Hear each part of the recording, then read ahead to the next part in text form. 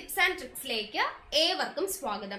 വരാനിരിക്കുന്ന village field assistant, ഡെവ്കോ LDC, company board LGS, അതുപോലെ BFO, APO, CEO, ഇനി വരാനിരിക്കുന്ന ഏതൊരു PSC പരീക്ഷയ്ക്ക് തയ്യാറെടുക്കുന്നവർക്കും പഠിക്കാനായിട്ട് നമ്മളൊരു സ്റ്റഡി പ്ലാൻ ചെയ്തിട്ടുണ്ടായിരുന്നു.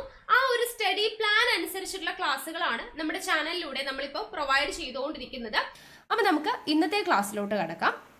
ഇന്നത്തെ ക്ലാസ് എന്ന് പറയുന്നത് നമുക്ക് കേരള ജിയോഗ്രഫിയുടെ ഭാഗത്തു നിന്നുള്ള SCERT പാഠഭാഗങ്ങൾ പഠിക്കാനുണ്ട്. അപ്പോൾ കേരള ജിയോഗ്രഫിയുടെ ഭാഗത്തു നിന്നുള്ള കേരളക്കരയിൽ എന്ന് പറയുന്ന ഒരു SCERT പാഠഭാഗമുണ്ട്. അതാണ് നമ്മൾ ഇന്നത്തെ ഈ ഒരു ചാപ്റ്ററിലൂടെ പഠിക്കുന്നത്. അപ്പോൾ നമ്മുടെ ക്ലാസ്സുകളൊക്കെ കണ്ട് ഇഷ്ടമാവുന്നവരുണ്ടെന്നുണ്ടെങ്കിൽ ഒന്ന് ലൈക്ക് ചെയ്യണേ. പിന്നെ നിങ്ങളുടെ സജഷൻസ് എന്തെങ്കിലും ഉണ്ടെങ്കിൽ താഴെ കമന്റ് ആയിട്ട് അറിയിക്കാം. മാക്സിമം ഫ്രണ്ട്സിനൊന്ന് ഷെയർ ചെയ്ത് കൊടുക്കുക. ഓക്കെ, അപ്പോൾ നമുക്ക് കേരള ജിയോഗ്രഫിയിലെ കേരളക്കരയിൽ എന്ന് പറയുന്ന SCERT പാഠഭാഗത്തിലോട്ട് നമുക്ക് കടക്കാം. അപ്പം നമുക്ക് ആദ്യം പഠിക്കാനുള്ളത് 5ാം ക്ലാസ്സിലെ 10ാമത്തെ ചാപ്റ്റർ, സോഷ്യൽ സയൻസിലെ 10ാമത്തെ ചാപ്റ്റർ ആയിട്ടുള്ള കേരളക്കരയിൽ എന്ന് പറയുന്ന ചാപ്റ്ററാണ്. നമ്മൾ വളരെ ബേസ് മുതലാണ് പഠിച്ചു പോകുന്നത് എപ്പോഴും. അപ്പോൾ 5ാം ക്ലാസ്സിലെ 10ാമത്തെ ചാപ്റ്ററിൽ നിന്നാണ് നമ്മൾ തുടങ്ങുന്നത്. അപ്പോൾ വളരെ ബേസിക് ആയിട്ടുള്ള കാര്യങ്ങളായിരിക്കും ഇതിൽ കൊടുത്തിട്ടുണ്ടാവുക. ഓക്കെ ആണല്ലോ? അപ്പം നമുക്ക് നോക്കാം. പ്രകൃതി സൗന്ദര്യത്താൽ അനുഗ്രഹീതമായ നാടാണ് കേരളം, അല്ലെ? നമുക്കറിയുന്നതാണ്. കുന്നുകളും നദികളും കായലുകളും കടൽ തീരവും വൈവിധ്യമാർന്ന സസ്യജന്തുജാലങ്ങളും മിതമായ കാലാവസ്ഥയും കേരളത്തിൻ്റെ സവിശേഷതകളാണ്. നമുക്കറിയുന്നതാണ്, അല്ലെ? നമ്മുടെ കേരളത്തിൽ കുന്നുകളുണ്ട്, നദികളുണ്ട്, കായലുകളുണ്ട്, കടൽ തീരമുണ്ട്, സസ്യജന്തുജാലങ്ങളുണ്ട്, മിതമായ കാലാവസ്ഥയുണ്ട്, അല്ലെ? അപ്പോൾ ഇതെല്ലാം കേരളത്തിൻ്റെ സവിശേഷതകളാണ്. ഇനി നമുക്ക് പ്രശസ്ത സാഹിത്യകാരനായിട്ടുള്ള ശ്രീ SK പൊറ്റക്കാട് എഴുതിയിട്ടുള്ള ഒരു കവിത ഇവിടെ കൊടുത്തിട്ടുണ്ട്, കേരളത്തെ വർണ്ണിച്ചുകൊണ്ട്. കേരളമേ നിന്റെ ഓമന പേർ കേൾക്കെ കോൾമയിർ കൊള്ളുന്നെന്നുള്ളമെന്നും നീരാളിപ്പച്ച വിരിച്ച വയലുകൾ നീളെ കിടക്കുമുൾ നാടുകളും വാരിളം പുല്ലണി കുന്നിൻ പുറങ്ങളും നേരറ്റ നീരലർ പൊയ്കകളും പൂത്തിരി കത്തിച്ച പാതിരാവും പിന്നെ പൂത്തിരുവാതിര പൂനിലാവും. നമ്മൾ കുഞ്ഞുനാളിലൊക്കെ കേട്ടിട്ടുള്ള കവിതയാണ്. അപ്പോൾ ഇത് ചിലപ്പോൾ ഇതിൻ്റെ 2 വരി തന്നിട്ട് കേരളമേ നിന്റെ ഓമന പേർ കേൾക്കെ, ഇത് ആരെഴുതിയതാണ് എന്ന് ചോദിക്കാം. ശ്രീ SK പൊറ്റക്കാട് എഴുതിയിട്ടുള്ളതാണ്. ഓക്കെ, അപ്പോൾ നമ്മുടെ സംസ്ഥാനത്തെക്കുറിച്ച്, നമ്മുടെ കേരള സംസ്ഥാനത്തെക്കുറിച്ച് കൂടുതൽ കാര്യങ്ങളാണ് ഇവിടെ പറഞ്ഞിട്ടുള്ളത്. നോക്കാം. ഇന്ത്യയുടെ തെക്കേ അറ്റത്തായി കിഴക്ക് പശ്ചിമഘട്ടത്തിനും പടിഞ്ഞാറ് അറബിക്കടലിനുമിടയിൽ സ്ഥിതി ചെയ്യുന്ന ഭൂപ്രദേശമാണ് കേരള സംസ്ഥാനം, അല്ലേ? നമുക്ക് അറിയുന്നതാണ്, വളരെ ബേസിക് ആയിട്ടുള്ള കാര്യങ്ങളാണ്.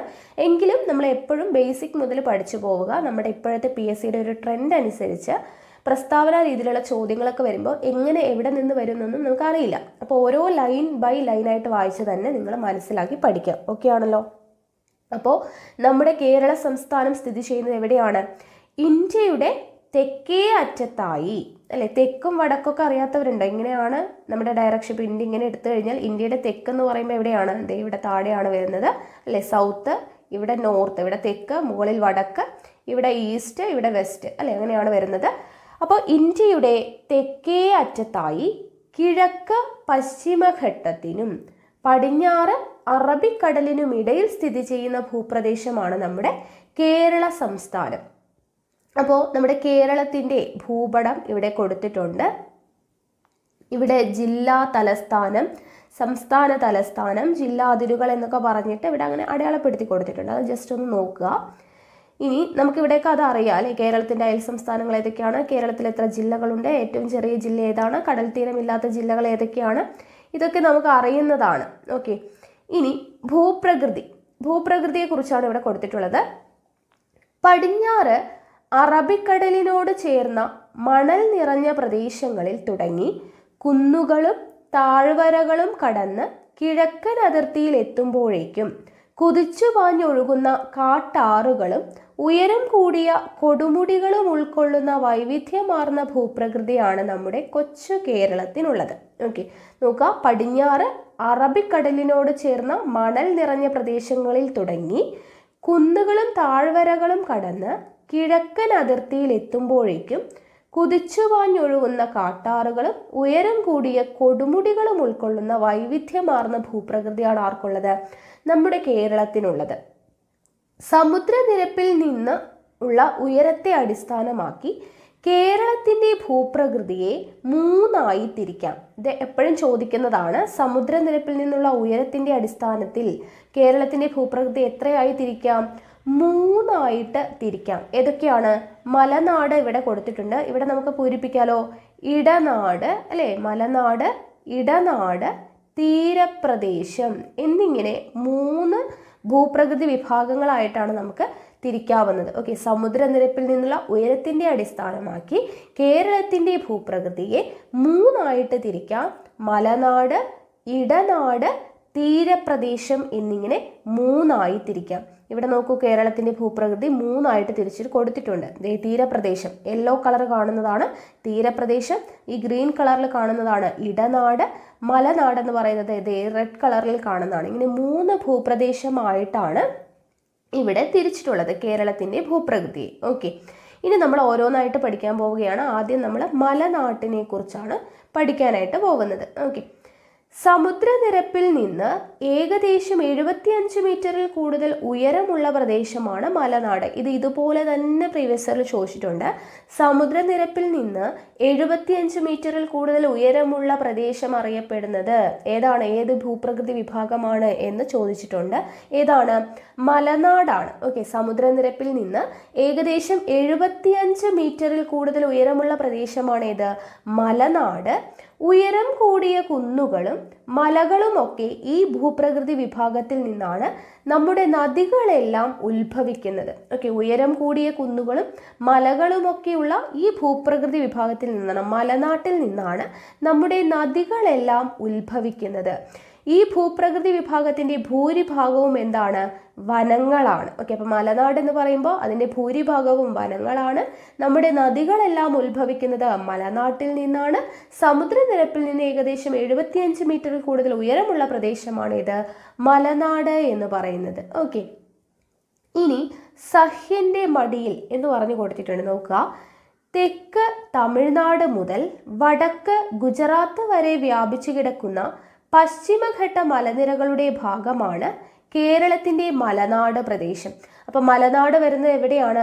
പശ്ചിമഘട്ട മലനിരകളുടെ ഭാഗമായിട്ടാണ്. ഓക്കെ, തെക്ക് തമിഴ്നാട് മുതൽ വടക്ക് ഗുജറാത്ത് വരെ വ്യാപിച്ചു കിടക്കുന്ന പശ്ചിമഘട്ട മലനിരകളുടെ ഭാഗമാണ് കേരളത്തിൻ്റെ മലനാട് പ്രദേശം. കടുവ, പുലി, വരയാട്, സിംഹവാലൻ കുരങ്ങ് എന്നിവയും രാജവെമ്പാല ഉൾപ്പെടെ പലതരം പാമ്പുകൾ, നിരവധി ഇനം പക്ഷികൾ, ചിത്രശലഭങ്ങൾ തുടങ്ങിയ അപൂർവമായ ജീവികളും പശ്ചിമഘട്ടത്തിലുണ്ട്. അപ്പോൾ പശ്ചിമഘട്ടത്തിൽ കാണപ്പെടുന്ന മൃഗങ്ങൾ ഏതൊക്കെയാണ്? കടുവ, പുലി, വരയാട്, സിംഹവാലൻ കുരങ്ങ്, രാജവെമ്പാല പോലുള്ള പാമ്പുകൾ, നിരവധി ഇനം പക്ഷികൾ, ചിത്രശലഭങ്ങൾ തുടങ്ങി അപൂർവമായിട്ടുള്ള ജീവികൾ എവിടെ കാണപ്പെടുന്നുണ്ട്? പശ്ചിമഘട്ടത്തിൽ കാണപ്പെടുന്നുണ്ട്. പശ്ചിമഘട്ടത്തിൻ്റെ ഭാഗമാണ് എന്ത്? കേരളത്തിൻ്റെ മലനാട് എന്ന് പറയുന്നത്. ഓക്കെ, ഇനി ഈട്ടി, അകിൽ, ചന്ദനം, രക്തചന്ദനം തുടങ്ങിയ മരങ്ങളും പലതരം ഓർക്കിഡുകളും നിറഞ്ഞതാണ് പശ്ചിമഘട്ട മേഖല. അപ്പോൾ പശ്ചിമഘട്ട മേഖലയിൽ കാണപ്പെടുന്ന വൃക്ഷങ്ങൾ ഏതൊക്കെയാണ്? ഈട്ടി, അകിൽ, ചന്ദനം, രക്തചന്ദനം തുടങ്ങിയ മരങ്ങളും പലതരത്തിലുള്ള ഓർക്കിഡുകളും നിറഞ്ഞതാണ് പശ്ചിമഘട്ട മേഖല. ഓക്കെ, ഈ പ്രദേശത്തിന് സഹ്യപർവ്വത നിര എന്നും പേരുണ്ട്. അപ്പോൾ സഹ്യപർവ്വത നിര എന്നറിയപ്പെടുന്നത് ഏതാണ്? പശ്ചിമഘട്ടമാണ്. ഓക്കെ, പശ്ചിമഘട്ടത്തിൻ്റെ മറ്റൊരു പേരാണ് സഹ്യപർവ്വത നിര. ചോദിക്കാറുള്ളതാണ് കേട്ടോ. സഹ്യപർവ്വത നിര എന്നറിയപ്പെടുന്നത് ആരാണ്? പശ്ചിമഘട്ട മേഖലയാണ്. ഓക്കെ, പശ്ചിമഘട്ടത്തിൻ്റെയും അവിടുത്തെ ജീവജാലങ്ങളുടെയും ചിത്രങ്ങൾ ഇന്റർനെറ്റിൽ നിന്നും ശേഖരിച്ച് സാമൂഹ്യശാസ്ത്ര ലാബിലെ, അത് എന്താണ്, കുട്ടികൾക്കുള്ള വർക്ക് കൊടുത്തിരിക്കുകയാണ്. അത് നമുക്ക് ആവശ്യമില്ല. ഇനി ഇവിടെ നിശബ്ദതയുടെ താഴ്വരയിൽ എന്ന് പറഞ്ഞു കൊടുത്തിട്ടുണ്ട്. നോക്കുക, പാലക്കാട് ജില്ലയിലെ മണ്ണാർക്കാട് താലൂക്കിൽ ഉൾപ്പെടുന്ന പശ്ചിമഘട്ട വനപ്രദേശമാണ് സൈലന്റ് വാലി. ഓക്കെ, സൈലന്റ് വാലിയെ കുറിച്ചാണ് പറയുന്നത്. പാലക്കാട് ജില്ലയിലെ മണ്ണാർക്കാട് താലൂക്കിലാണ് എന്ത് സ്ഥിതി ചെയ്യുന്നത്? സൈലന്റ് വാലി സ്ഥിതി ചെയ്യുന്നത്. അപ്പോൾ അവിടെ വരുന്ന പാലക്കാട് ജില്ലയിലെ മണ്ണാർക്കാട് താലൂക്കിൽ ഉൾപ്പെടുന്ന പശ്ചിമഘട്ട വനപ്രദേശമാണ് സൈലന്റ് വാലി. ചീവിടുകൾ അപൂർവമായതുകൊണ്ട് തന്നെ ഈ പ്രദേശത്തിന് സൈലന്റ് വാലി അല്ലെങ്കിൽ നിശബ്ദ താഴ്വര എന്ന പേര് വരാൻ കാരണമാണ്. ഓക്കെ, അപ്പോൾ എന്തുകൊണ്ടാണ് സൈലന്റ് വാലിക്ക് ആ പേര് വന്നത് എന്ന് ചോദിച്ചാൽ എന്താണ്? അവിടെ ചീവിടുകൾ അപൂർവമായതുകൊണ്ടാണ്, ചീവിടുകളുടെ അഭാവമാണ് സൈലന്റ് വാലി എന്ന പേര്, നിശബ്ദ താഴ്വര എന്ന പേര് അവിടെ ലഭിക്കാനായിട്ട് കാരണം. ഓക്കെ, വംശനാശ ഭീഷണി നേരിടുന്ന സിംഹവാലൻ കുരങ്ങുകൾ ഉൾപ്പെടെ നിരവധി സസ്യജന്തുജാലങ്ങളുടെ ആവാസ കേന്ദ്രം കൂടിയാണ് ഈ വനപ്രദേശം. അപ്പോൾ വംശനാശ ഭീഷണി നേരിടുന്ന സിംഹവാലൻ കുരങ്ങുകൾ കാണപ്പെടുന്നത് എവിടെയാണ്? സൈലന്റ് വാലിയിലാണ്. സൈലന്റ് വാലിക്ക് ആ പേരുകൾ വരാൻ കാരണം എന്താണ്? ചീവിടുകൾ അവിടെ അപൂർവമായേ കാണാറുള്ളൂ. ഓക്കെ, ഇത്രയും കിട്ടിയല്ലോ. അപ്പം നമ്മൾ മലനാട് എന്താണ് എന്നുള്ള ബേസിക് ആയിട്ടുള്ള കുറച്ച് കാര്യങ്ങൾ പഠിച്ചു. ഇനി അടുത്തത് ഇടനാട്. ഇതിനെക്കുറിച്ചൊക്കെ കുറച്ചുകൂടി ഡീറ്റെയിൽഡ് ആയിട്ട് ഇനി നമ്മൾ അടുത്ത ചാപ്റ്റേഴ്സ് നോക്കുമ്പോൾ, വലിയ ക്ലാസ്സിൽ നോക്കുമ്പോൾ പഠിച്ചോളും. ഓക്കെ, അപ്പോൾ നോക്കുക, ഇടനാട് സമുദ്രനിരപ്പിൽ നിന്നും 7.5 മീറ്റർ മുതൽ 75 മീറ്റർ വരെ ഉയരമുള്ള ഭൂപ്രദേശങ്ങൾ ആണ് ഏത്? ഇടനാട്. ഓക്കെ, അപ്പോൾ നമ്മൾ മലനാട് പറഞ്ഞു 75 മീറ്ററിൽ കൂടുതലാണെന്ന് പറഞ്ഞു. ഇടനാട് എന്ന് പറയുമ്പോൾ സമുദ്രനിരപ്പിൽ നിന്നും 7.5 മീറ്റർ മുതൽ 75 മീറ്റർ വരെ ഉയരമുള്ള ഭൂപ്രദേശങ്ങളെയാണ് ഇടനാട് എന്ന് പറയുന്നത്. ചെറിയ കുന്നുകളും താഴ്വരകളും നദീതടങ്ങളും എല്ലാം ചേർന്നതാണ് ഇടനാട് മേഖല. ഓക്കെ, ചെറിയ കുന്നുകൾ, താഴ്വരകൾ, നദീതടങ്ങൾ മുതലായവ ചേർന്നതാണ് ഇടനാട്. ഇടനാടിൻ്റെ കിഴക്കും പടിഞ്ഞാറും അതിരായ ഭൂപ്രകൃതി വിഭാഗങ്ങൾ ഏതൊക്കെയാണെന്ന് ഭൂപടത്തിൽ നിന്ന് കണ്ടെത്തുക. ഭൂപടം നോക്കിക്കഴിഞ്ഞാൽ നമുക്കറിയാനായിട്ട് പറ്റും.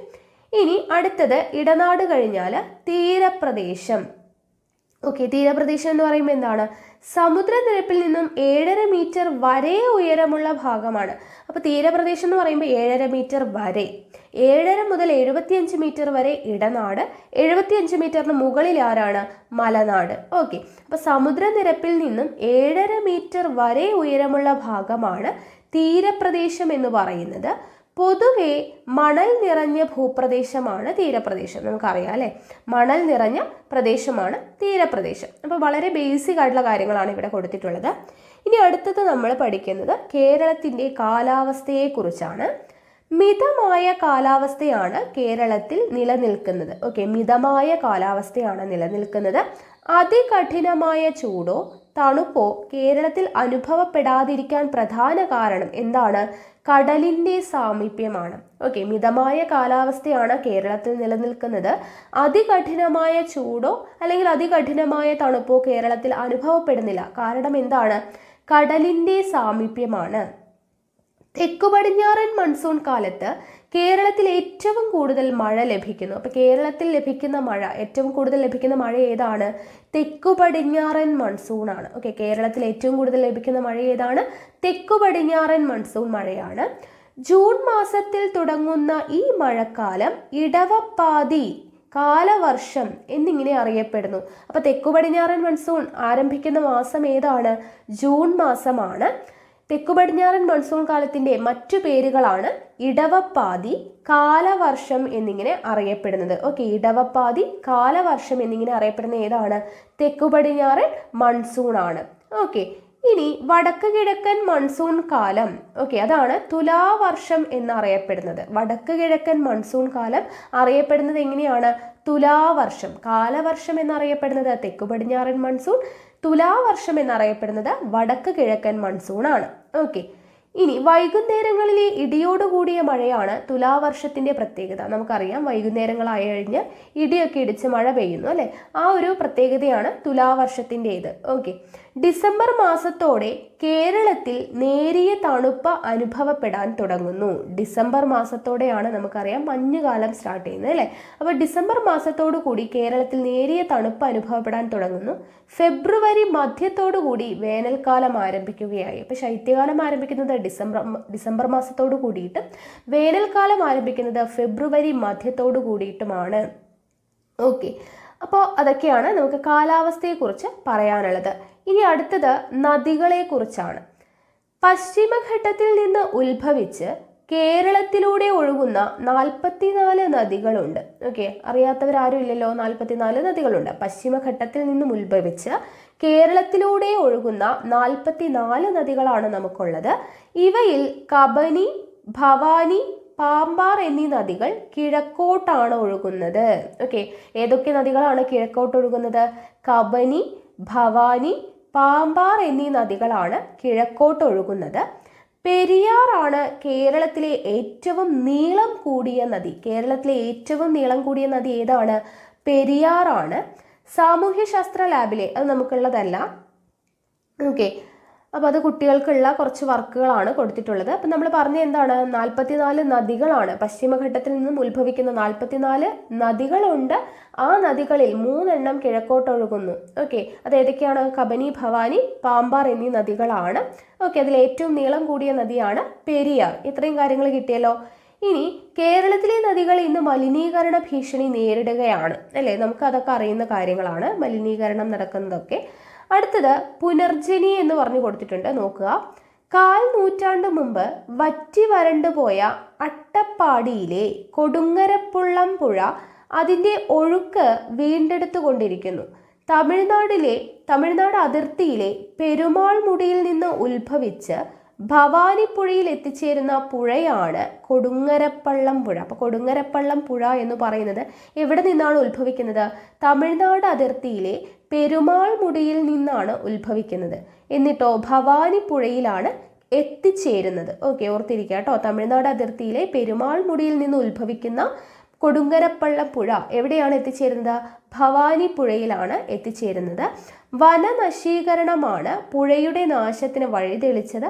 മഴക്കുഴികൾ, തടയണകൾ എന്നിവയുടെ നിർമ്മാണം, കാട് വെച്ചു പിടിപ്പിക്കൽ തുടങ്ങിയ പ്രവർത്തനങ്ങൾ മൂലം പുഴ നീരൊഴുക്ക് വീണ്ടെടുത്ത് അട്ടപ്പാടി പ്രദേശത്തു കൂടി വീണ്ടും ഒഴുകിക്കൊണ്ടിരിക്കുന്നു. ഓക്കെ, അപ്പോൾ നീരൊഴുക്ക് വീണ്ടെടുക്കാനായിട്ട് എന്തൊക്കെയാണ് ചെയ്തത്? മഴക്കുഴികൾ, തടയണകൾ എന്നിവയുടെ നിർമ്മാണം, കാട് വെച്ചു പിടിപ്പിക്കൽ തുടങ്ങിയ പ്രവർത്തനങ്ങൾ മൂലം പുഴ നീരൊഴുക്ക് വീണ്ടെടുത്തുകൊണ്ടിരിക്കുകയാണ്. ഏതു പുഴയാണ്? കൊടുങ്ങരപ്പള്ളം പുഴ തമിഴ്നാട് അതിർത്തിയിലെ പെരുമാൾമുടിയിൽ നിന്ന് ഉത്ഭവിക്കുന്നു. ഭവാനിപ്പുഴയിൽ നിന്നാണ് എത്തിച്ചേരുന്നത്. ഏതിലൂടെയാണ് ഒഴുകുന്നത്? അട്ടപ്പാടിയിലൂടെയാണ് ഒഴുകുന്നത്. ഓക്കെ, ഇത്രയും കാര്യങ്ങൾ ജസ്റ്റ് ഒന്ന് ഓർത്തിരിക്കുക. ഇനി അത് കഴിഞ്ഞു കഴിഞ്ഞാൽ കായലുകൾ, നദികൾ കഴിഞ്ഞു, കായലുകളെ കുറിച്ചാണ് പറയുന്നത്. കടലിനോട് ചേർന്ന് കാണപ്പെടുന്ന വലിയ ജലാശയങ്ങളാണ് എന്ത്? കായലുകൾ. ഓക്കെ, കടലിനോട് ചേർന്ന് കാണപ്പെടുന്ന വലിയ ജലാശയങ്ങളാണ് കായലുകൾ. ആലപ്പുഴ, കോട്ടയം, എറണാകുളം ജില്ലകളിലായിട്ട് വ്യാപിച്ചു കിടക്കുന്ന വേമ്പനാട്ട് കായൽ കേരളത്തിലെ ഏറ്റവും വലിയ കായലാണ്. ഓക്കെ, അപ്പോൾ കേരളത്തിലെ ഏറ്റവും വലിയ കായൽ ഏതാണ്? വേമ്പനാട്ട് കായലാണ്. ഏതൊക്കെ ജില്ലകളിലായിട്ടാണ് വ്യാപിച്ചു കിടക്കുന്നത്? ആലപ്പുഴ, കോട്ടയം, എറണാകുളം ജില്ലകളിലായിട്ടാണ് വ്യാപിച്ചു കിടക്കുന്നത്. ആലപ്പുഴ, കോട്ടയം, എറണാകുളം ജില്ലയിലായിട്ട് വ്യാപിച്ചു കിടക്കുന്ന കായലാണ് വേമ്പനാട്ട് കായൽ. വേമ്പനാട്ട് കായലാണ് കേരളത്തിലെ ഏറ്റവും വലിയ കായൽ എന്ന് അറിയപ്പെടുന്നത്. ഓക്കെ, മത്സ്യബന്ധനം, കക്കവാരൽ, കയർ വ്യവസായം, വിനോദസഞ്ചാരം എന്നിവയ്ക്ക് വേണ്ടി കായലുകൾ പ്രയോജനപ്പെടുത്തുന്നു. കായലുകൾ എന്തിനൊക്കെ വേണ്ടിയിട്ടാണ് പ്രയോജനപ്പെടുത്തുന്നത്? മത്സ്യബന്ധനം, കക്കവാരൽ, കയർ വ്യവസായം, വിനോദസഞ്ചാരം എന്നിവയ്ക്ക് വേണ്ടിയിട്ടാണ് കായലുകൾ പ്രയോജനപ്പെടുത്തുന്നത്. ഓക്കെ, ഇനി അടുത്തത് തടാകങ്ങളെ കുറിച്ചാണ്. ഓക്കെ, എല്ലാത്തിൻ്റെയും ബേസിക് ആയിട്ടുള്ള കാര്യങ്ങളാണ് കേട്ടോ പറയുന്നത്. ഇനി തടാകങ്ങളെ കുറിച്ച് നോക്കാം. കരയാൽ ചുറ്റപ്പെട്ട വലിയ ജലാശയങ്ങളാണ് തടാകങ്ങൾ. കരയാൽ ചുറ്റപ്പെട്ട വലിയ ജലാശയങ്ങളാണ് തടാകങ്ങൾ. കൊല്ലം ജില്ലയിലെ ശാസ്താംകോട്ട തടാകമാണ് സംസ്ഥാനത്തെ ഏറ്റവും വലിയ ശുദ്ധജല തടാകം. ഓക്കെ, അപ്പോൾ കേരളത്തിലെ ഏറ്റവും വലിയ ശുദ്ധജല തടാകം ഏതാണ്? കൊല്ലം ജില്ലയിലെ ശാസ്താംകോട്ട തടാകമാണ്. ഓക്കെ, ഏറ്റവും വലിയ കായൽ ഏതാണെന്ന് നമ്മൾ പറഞ്ഞു, വേമ്പനാട്ട് കായലാണ്. തടാകം, കേരളത്തിലെ ഏറ്റവും വലിയ ശുദ്ധജല തടാകം ഏതാണ്? കൊല്ലം ജില്ലയിലെ ശാസ്താംകോട്ട തടാകമാണ്, അല്ലേ? കൊല്ലം ജില്ലയിലെ ശാസ്താംകോട്ട തടാകമാണ് സംസ്ഥാനത്തെ ഏറ്റവും വലിയ ശുദ്ധജല തടാകം എന്ന് പറയുന്നത്. നദികളും കായലുകളും തടാകങ്ങളും കേരളീയരുടെ ജീവിതവുമായി ഏറെ ബന്ധപ്പെട്ടിരിക്കുന്നു. ചരിത്രപരമായും സാംസ്കാരികമായും പ്രാധാന്യമർഹിക്കുന്ന പല സ്ഥലങ്ങളും നദീതീരങ്ങളിലാണ് സ്ഥിതി ചെയ്യുന്നത്. നമ്മുടെ നാടിൻ്റെ സാംസ്കാരികവുമായി ഇഴചേർന്ന് നിൽക്കുന്ന ഈ ജലാശയങ്ങൾ സംരക്ഷിക്കപ്പെടേണ്ടതല്ലേ? അല്ലേ? ആണ് എന്ന് നമുക്കറിയാം, അല്ലേ? അപ്പോൾ അത് കഴിഞ്ഞു. ഇനി കൃഷിയും ജനജീവിതവും നോക്കുക. കേരളം ഒരു കാർഷിക പ്രാധാന്യമുള്ള സംസ്ഥാനമാണ്. വളക്കൂറുള്ള മണ്ണും ധാരാളമായി ലഭിക്കുന്ന മഴയും കേരളത്തിൽ കൃഷിക്ക് അനുകൂലമായ സാഹചര്യം ഒരുക്കുന്നു. അല്ലെ, വളക്കൂറുള്ള മണ്ണും ധാരാളമായി ലഭിക്കുന്ന മഴയും കേരളത്തിൽ കൃഷിക്ക് അനുകൂലമായിട്ടുള്ള സാഹചര്യം ഒരുക്കുന്നു. തീരപ്രദേശങ്ങളിൽ തെങ്ങ്, നെല്ല് തുടങ്ങിയ വിളകളാണ് മുഖ്യമായും കൃഷി ചെയ്യുന്നത്. തീരപ്രദേശങ്ങളിൽ മുഖ്യമായും കൃഷി ചെയ്യുന്നത് ഏതൊക്കെ വിളകളാണ്? തെങ്ങ്, നെല്ല് തുടങ്ങിയവയാണ് തീരപ്രദേശങ്ങളിൽ കൃഷി ചെയ്യുന്നത്. ഇവിടുത്തെ കായലുകൾ മത്സ്യകൃഷിക്ക് വ്യാപകമായി ഉപയോഗപ്പെടുത്തുന്നു. ഓക്കെ, കായലുകൾ മത്സ്യകൃഷിക്ക് വ്യാപകമായി ഉപയോഗപ്പെടുത്തുന്നു. എന്നാൽ ഇടനാട്ടിലെത്തുമ്പോഴേക്കും വൈവിധ്യമാർന്ന വിളകൾ കൃഷി ചെയ്യുന്നതായിട്ട് കാണാം. നെല്ല്, തെങ്ങ്, വാഴ, ചേന, ചേമ്പ് എന്നിവ കൂടാതെ കമുക്, റബ്ബർ, മരച്ചീനി, കാപ്പി, കുരുമുളക് തുടങ്ങിയ വിളകളും ഈ മേഖലയിലുണ്ട്. അപ്പൊ തീരപ്രദേശങ്ങളിൽ കൃഷി ചെയ്യുന്നത് തെങ്ങും നെല്ലും മാത്രമാണ്. ഇടനാട്ടിൽ എന്തൊക്കെയാണ്? നെല്ല്, തെങ്ങ്, വാഴ, ചേന, ചേമ്പ് കൂടാതെ കമുക്, റബ്ബർ, മരച്ചീനി, കാപ്പി, കുരുമുളക് തുടങ്ങിയവയും കൃഷി ചെയ്യുന്നുണ്ട്. അപ്പോൾ അത് പഠിച്ചു വെക്കുക കേട്ടോ, ഏതൊക്കെ ഭാഗത്ത് ഏതൊക്കെയാണ് കൃഷി ചെയ്യുന്നതെന്ന്. ഇനി മലനാട്ടിലാണെങ്കിലോ, മലനാട്ടിൽ പൊതുവെ അനുഭവപ്പെടുന്ന തണുപ്പുള്ള കാലാവസ്ഥ തേയില, ഏലം, കുരുമുളക് എന്നീ വിളകൾക്ക് ഏറെ അനുയോജ്യമാണ്. ഓക്കെ, മലനാട്ടിൽ പൊതുവെ ഭൂരിഭാഗവും വനമാണ് എന്നൊക്കെ നമ്മൾ പഠിച്ചല്ലേ. അപ്പോൾ അവിടെ എന്താണ്, ഒത്തിരി തണുപ്പുള്ള ഒരു കാലാവസ്ഥയാണ് ഉണ്ടാവുക. അതുകൊണ്ട് തന്നെ തേയില, ഏലം, കുരുമുളക് എന്നീ വിളകളാണ് മലനാട്ടിൽ കൂടുതലായിട്ടും കൃഷി ചെയ്യുന്നത്. കേരളത്തിൻ്റെ ദേശീയോത്സവമായ ഓണം. അപ്പോൾ കേരളത്തിൻ്റെ ദേശീയോത്സവം ഏതാണ്? ഓണമാണ്. ചിങ്ങമാസത്തിലെ വിളവെടുപ്പുമായി ബന്ധപ്പെട്ടതാണെന്ന് നിങ്ങൾക്കറിയാമോ? അപ്പോൾ ചിങ്ങമാസത്തിലെ വിളവെടുപ്പുമായി ബന്ധപ്പെട്ട ആഘോഷം ഏതാണ്? ഓണമാണ്. കേരളത്തിൻ്റെ ദേശീയോത്സവം എന്നറിയപ്പെടുന്ന ഏതാണ്? അതും ഓണമാണ്. അല്ലെങ്കിൽ ഓണം, കേരളത്തിൻ്റെ ദേശീയോത്സവമായിട്ടുള്ള ഓണം ആഘോഷിക്കുന്ന മാസം ഏതാണ്? ചിങ്ങമാസമാണ്. ഓക്കെ, അത്രയും കിട്ടിയല്ലോ ആ ഭാഗത്ത് നിന്ന്. ഇനി വിഷുവിന് കാർഷിക ഫലങ്ങൾ കൊണ്ട് കണിയൊരുക്കുന്നതും പത്താം ഉദയത്തിന് വിളയിറക്കുന്നതുമൊക്കെ കേരളീയ സംസ്കാരത്തിൽ കൃഷിയുടെ സ്ഥാനം വ്യക്തമാക്കുന്നു. അല്ലെ, വിഷുവിന് കാർഷിക ഫലങ്ങൾ കൊണ്ട് കണിയൊരുക്കുന്നതും പത്താം ഉദയത്തിന് വിളയിറക്കുന്നതുമൊക്കെ കേരളീയ സംസ്കാരത്തിൽ കൃഷിയുടെ സ്ഥാനം വ്യക്തമാക്കുന്നു. ഇനി നോക്കുക, കൃഷിയുമായിട്ടുള്ള പഴഞ്ചൊല്ലുകൾ ശേഖരിക്കാനൊക്കെ പറഞ്ഞു കൊടുത്തിട്ടുണ്ട്, അതൊന്നും നമുക്ക് ആവശ്യമില്ല. വിട പറയുന്ന വിളവൈവിധ്യം. മലയാളികൾ ഇന്ന് വ്യാവസായിക പ്രാധാന്യമുള്ള റബ്ബർ തുടങ്ങിയ വിളകൾ പരമ്പരാഗത വിളകൾക്ക് പകരമായി കൃഷി ചെയ്യുകയാണ്. ഓക്കെ, കാർഷിക വിളകൾക്ക് പകരം വ്യാവസായിക പ്രാധാന്യമുള്ള റബ്ബർ പോലുള്ള വിളകൾ ഇപ്പോൾ കൂടുതലായിട്ട് മലയാളികൾ കൃഷി ചെയ്യാനായിട്ട് തുടങ്ങി. ഉയർന്ന വിദ്യാഭ്യാസം ലഭിക്കുന്നതോടുകൂടി യോഗ്യതയ്ക്കനുസരിച്ചുള്ള തൊഴിൽ തേടി പോകുന്നവരുടെ എണ്ണം കൂടുന്നു. ഇത് യുവാക്കളിൽ കൃഷിയോടുള്ള ആഭിമുഖ്യത്തിൽ കാര്യമായ മാറ്റം വരുത്തിയിട്ടുണ്ട്. കൂടാതെ പരമ്പരാഗത വിളകൾ കൃഷി ചെയ്യുന്നതിനുള്ള താല്പര്യക്കുറവും ഇന്ന് കേരളത്തിലെ ഒരു പ്രശ്നമായി മാറിയിട്ടുണ്ട്. ഇതിനൊരു മാറ്റം വരുത്തേണ്ടതല്ലേ? ആണല്ലോ, നമുക്കറിയാം അല്ലേ.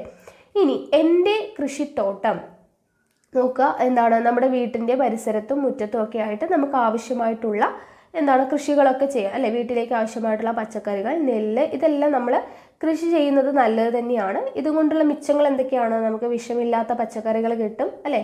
അപ്പം അങ്ങനെയുള്ള കാര്യങ്ങളൊക്കെ നമുക്ക് അറിയുന്നതാണ്. ഇനി ഗതാഗതത്തെക്കുറിച്ച് നോക്കാം.